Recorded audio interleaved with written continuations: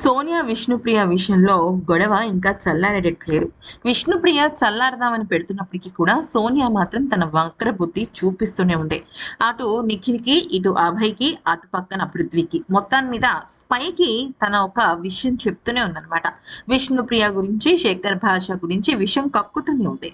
అయితే ఈరోజు సాటర్డే ఎపిసోడ్‌లో నాగార్జున సోనియాను కడిగి పడేశాడు. సోనియా నామినేషన్స్‌లో నువ్వు విష్ణుప్రియ క్యారెక్టర్ గురించి బట్టలు సరిగ్గా వేసుకోదు, అబ్బాయిల పక్కన కూర్చుంటే అన్‌కంఫర్టబుల్ అంటున్నావు.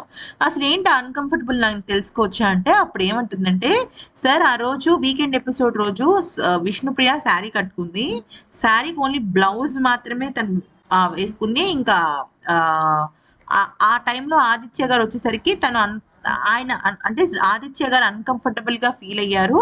అదే విషయాన్ని నేను నామినేషన్స్‌లో చెప్పాను అంటే, మరి నువ్వు చేస్తున్నదేంటమ్మా? నువ్వు మరి ఫ్రెండ్‌షిప్‌గా, క్లోజ్‌గా చదువుకున్న దానివే కదా!